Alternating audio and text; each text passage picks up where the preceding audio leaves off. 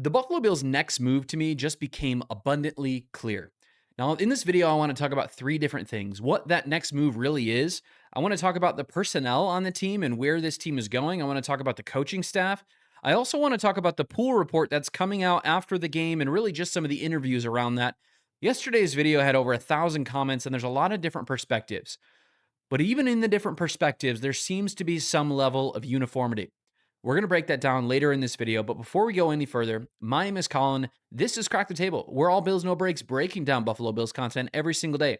If you are looking for a home of all things Buffalo Bills, smash that subscribe button, join our community, and also help me get this video out to more and more Buffalo Bills fans by smashing that like button. But first and foremost, I want to show you this interview. And before we get into the personnel and the coaching and some of that conversation, I think this is so important. Now, some people could argue that Sean McDermott is simply saying these things because he wants to retain his job, but he truly is flirting on the edge of a fine from the NFL. And not only that, the Buffalo Bills, a team account with 300 plus thousand followers, are sharing videos like this, that Sean McDermott wants to stand up for the team. Listen here. I'm saying it because I'm standing up for Buffalo, damn it. I'm standing up for us. Because what went on is not how it should go down, in my estimation. That play, these guys spend 3 hours out there playing football. After I watched this clip, I think one of the things that I wanted and desired from Sean McDermott all season was more fire and more specificity publicly facing.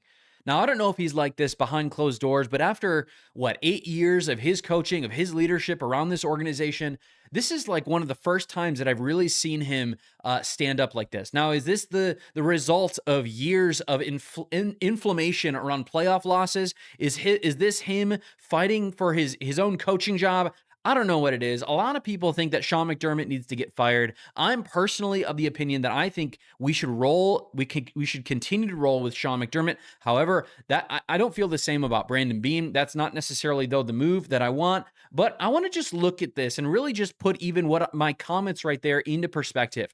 Again, look at what Football Perspective shared, just some statistics, some analytics. This is what a dynasty the Buffalo Bills have been since the year 2020, right? Over the last 6 seasons, the Bills have won, or the Bills have scored the most points, right, with Dallas was number 2. They've allowed the fewest points. Kansas City was number 2 there, or the behind Kansas City. They have the best record overall, which again, you can look at 73 wins, 27 losses. They've got the best win-loss percentage, and they have a point differential of 902 when no other team is over 600. Now, say what you want about the turnovers yesterday. Say what you want about the penalties. Say what you want about Brandon Beane not making a trade at the deadline. Say what you want about Sean McDermott's conservative scheme. But man, throughout the later parts of this season, when I've looked at Joe Brady and Bobby Babich, and I look at Sean McDermott as coaches and how they've used personnel, the game yesterday was not lost on their coaching. Now, you could say everything goes back to the coaching. Fine, whatever. But when you look at this game, I believe the coaches put the players in the position to succeed.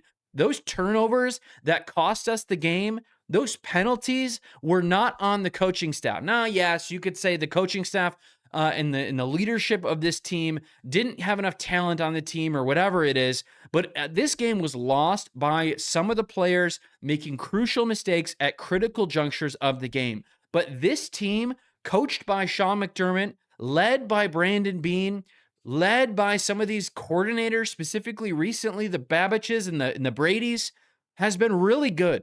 They have been incredible. Now, they haven't gotten over the hump. Does that mean we should clear house and fire them? Let me know your thoughts down in the comments right now. I don't think so. I think Babich improved over the season. I think you see clear development happening with Deion Walkers, with Jackson Hawes, with Cole Bishops, with a production out of Poyer, a production out of Shaq Thompson. The concern that I have on the defense is in the pass rush and nowhere else right now. I think with Ed Oliver and Deion Walker, our run stuffing ability will come. We didn't get to see a big game with them, but when we did see them just this last week, even just the first half, they were a pretty dominant run stuffing team. But a couple other things here. The offseason for the Bills is very notable. There's 48 contracts already in place, $3 million in estimated cap. We've got 7 draft picks. We've got a clear, massive amount of people who are free agents. David Edwards, lineman. Connor McGovern, offensive lineman. Our first or second round pick, I believe, is going to be used on a lineman. I think we need to use it on an edge or a wide receiver. We'll see how conservative or how aggressive this coaching staff is, or rather, the Brandon Beane is, if he's still with the team. Again, if I'm making a move right now, if I'm Pagula, I'm looking at the general manager, but I do think McBean is synced together. I think you keep Beane, you also keep McDermott. I think if you keep McDermott, Beane is probably also staying. But again, Larry Okunjobi, he did not contribute this year. He just really didn't. Matt Milano, he had a great second half of the season. The first half of the season, he was in and out injured. Shaq Thompson, he wants to come back. I'll talk about that in a moment. But I don't know. He was a great help in the run stuffing, but then there's some other guys here, right? Dawson Knox, you can get out of his contract. Curtis Samuel, he's probably gone. Taylor Rapp, we'll see. He was really injured. We'll see what happens with him. Tyler Bass as well. Let's keep Prater on, in my opinion. Several guys, Reggie Gilliam, Shaq Thompson, and even Mitch Trubisky. I think of Reggie Gilliam and Mitch Trubisky. I really want to keep those guys around, and we really want them to stay. This is what Reggie Gilliam said. He said, "This is my home. These are the people who believed in me since day one." I think you keep him around. You can't give him a massive contract. Shaq Thompson, in other words, though, he wants to be a starter in the league. He shared those sentiments elsewhere, but he said this. He says, "I love playing with alphas. Those guys just showed me what it's like to battle. Why wouldn't you want to be a part of that?" Man, when I looked at this game against Denver, the Buffalo Bills were the better team on the field, but they lost the game. That's a loaded statement. We lost because of the turnovers. We lost because of the penalties. But this team absolutely battled and absolutely was the better team on the field. Mitch Trubisky, though, I want to keep him around.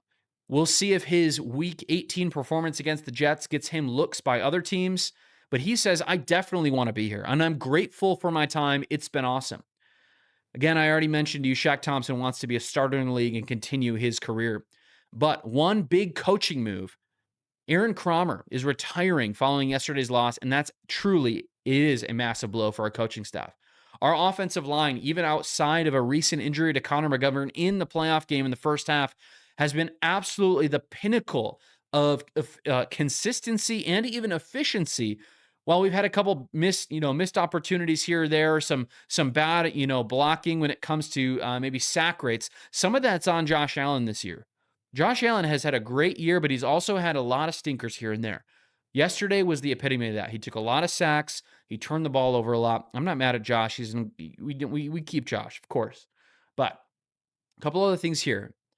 Going back to the game, the Bills lost the game, I believe, because of the turnovers. The pass rush, for me, is the clearest change that this team needs to make. Some people will say receiver. Some people will say pass rush. Some people will say offensive line, given the context of the contracts of the team. But for me, right now, when Bo Nix threw the ball 46 times and the Bills didn't get a single sack in the game, we didn't have a single recorded sack on the stat sheet. Again, for a team that's put so many resources into the defensive line, it's pretty unrealistic for them not to get a single sack yesterday against an offensive line of the Broncos that wasn't elite.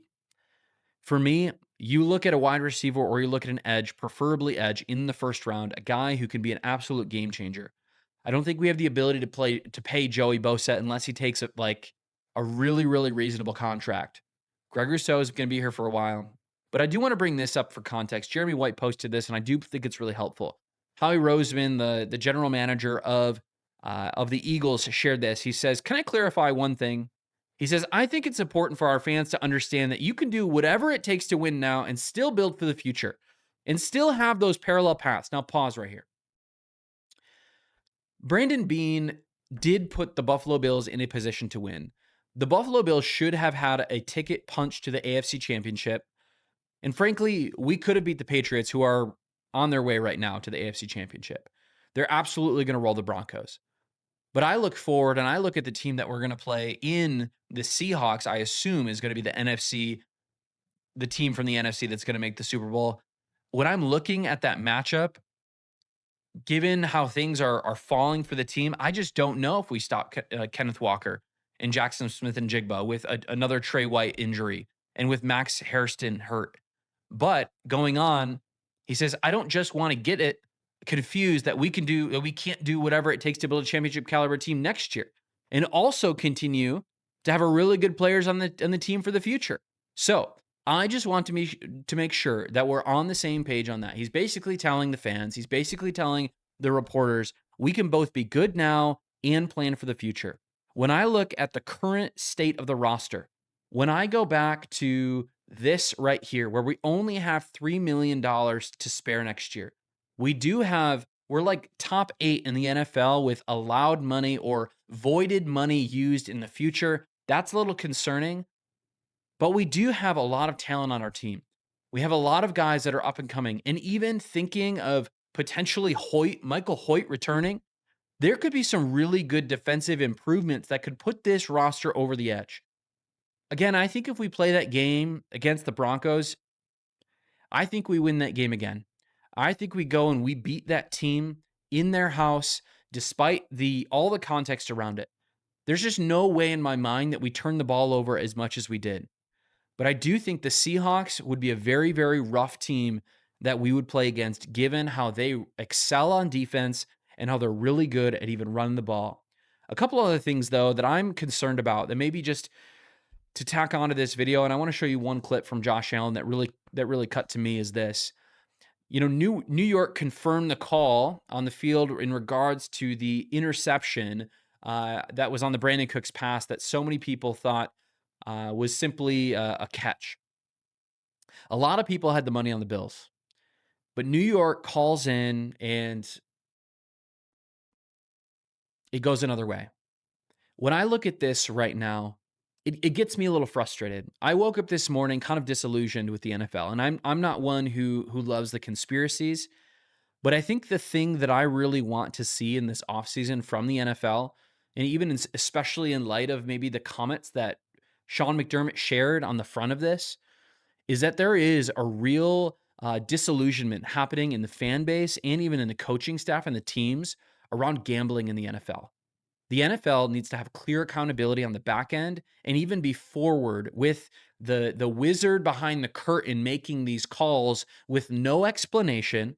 You can visibly even just see and then even hear in the press conferences from Sean McDermott that he had no idea what was going on.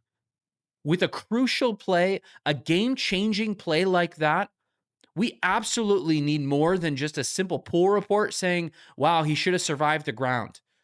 He had possession going to the ground. If he makes that catch and he gets tagged down and his knee is down, the play is done. It's frustrating. But last thing here, I'm going to be interested to see and track how Josh Allen's offseason goes. We know he's going to be a new dad, but to throw 2 interceptions and to fumble the ball multiple times, he feels like he let the team down. Here's what he said. This emotional happened. It's extremely difficult. I feel like I let my teammates down tonight. Your emotions, Everything I heard from the locker room, everything that I heard from the team was that this hurt more than any of the last 5-6 year losses have hurt. Josh Allen is more visibly distraught. And again, I'll use the word disillusioned than I've ever seen him before. This is concerning to me. What do you guys think about this? How are you guys feeling about the state of the Bills, where they're sitting right now? For me, the next move became visibly clear for the Bills because they need to get pass rush. They also need to get some receiver help in this offseason. The Buffalo Bills should have never been in a position in the first place with the turnovers or the penalties to lose that game. The Buffalo Bills were a better team than the Broncos. They just didn't show it yesterday. They have everything that they need to go in, to reload, to be ready for the next year, but we've got to see it. All that being said, have a great day. God bless. Go Bills. See you later.